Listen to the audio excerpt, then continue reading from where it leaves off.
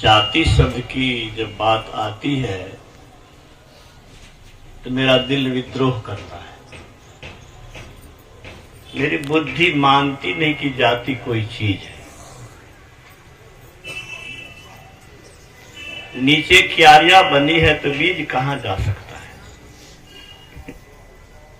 वर्ण व्यवस्था कायम की गई थी समाज को सुचारू रूप से चलाने के लिए, लेकिन ये इतना विकृत रूप लिया,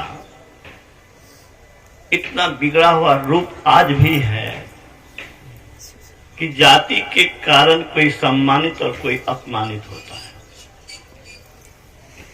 जबकि परमात्मा ने किसी जाति के बीच में कोई रेखा नहीं खींची है, कोई भेदभाव नहीं किया।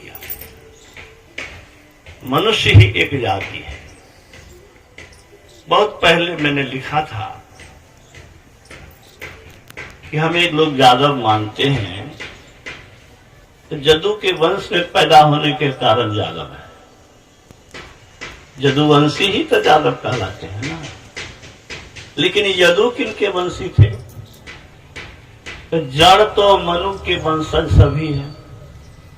तो मनु के वंशज सब जब हैं तो मनुष्य हैं। मुसलमान भाई आदम हवा की बात मानते हैं। तो आदम के वंशज तो आदमी है, तो कौन आदमी नहीं है? तो कैसे एक वंश के नहीं? इसीलिए इस भेदभाव से ऊपर उठने की आवश्यकता है। इस जातिवाद ने भारत का इतनी क्षति की और अभी भी कर रहा है। इसको मैं तो समझता हूं कि इसको जला देने की आवश्यकता है। जाति शब्द को ही जला देना चाहिए। खैर, भक्ति आज का विषय है। भक्ति क्यों करें? बड़ा अच्छा गोस्वामी तुलसीदास जी ने लिखा, सुनो खगेश हरि भक्ति बिहाई, जो सुख चाहि आन उपाई, ते सच महासिंधु बिनु तरनी, अपैरी पार चाहि जग करनी। कोई समुद्र को पार करना चाहे या कहीं हम पैदले पार करेंगे,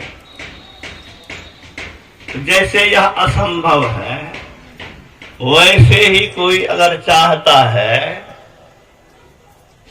कि हरि की भक्ति, ईश्वर की भक्ति किए बिना हम सुख पालें, दुख से बच जाएं, ये होना संभव नहीं है। तब लगी कुशल न जीव का, सपने हो मन विश्राम, जब लग भज सिन राम का, शोक धाम तजी काम। जब तक ईश्वर की भक्ति नहीं, तब तक दुखों से छुटकारा नहीं। क्यों नहीं? अरे जहां जो चीज है नहीं, वहां आप खोजेंगे तो कैसे मिलेगा?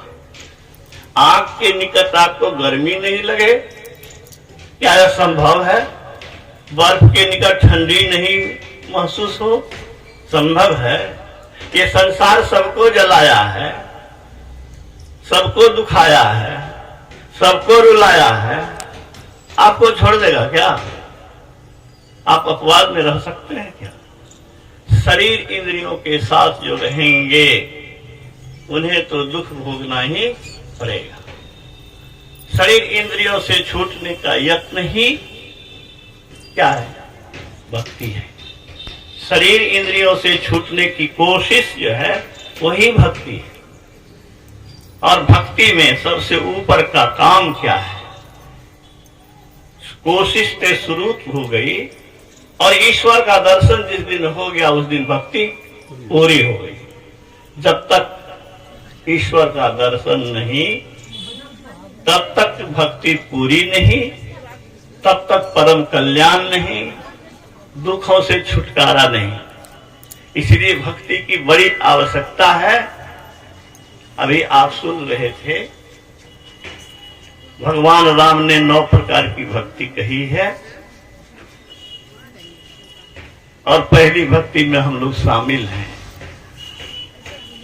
प्रथम भक्ति संतन कर संगा। इसको भक्ति क्यों कहा? इसीलिए कि ईश्वर की चर्चा इसमें होती है। ईश्वर के ओर जाने से क्या लाभ होगा, इसकी चर्चा होती है। चर्चा सुनेंगे नहीं, ईश्वर की ओर जाने की प्रेरणा ही नहीं होगी, और प्रेरणा ही नहीं होगी तो कोशिश क्या करेंगे। इसीलिए भक्ति की शुरुआत सत्संग से है। सत्संग का मतलब गुरु महाराज कहते हैं संतों की वाणी की प्रधानता सत्संग में। संतों का विचार ही यहां प्रधान है। संतों का विचार ईश्वर की ओर ले जाने का है। संगति ही जर जाए न चर्चा राम की, दुल्हा बिना बारात किस काम कहो किस काम। जिस सत्संग में ईश्वर की चर्चा नहीं, वो सत्संग नहीं।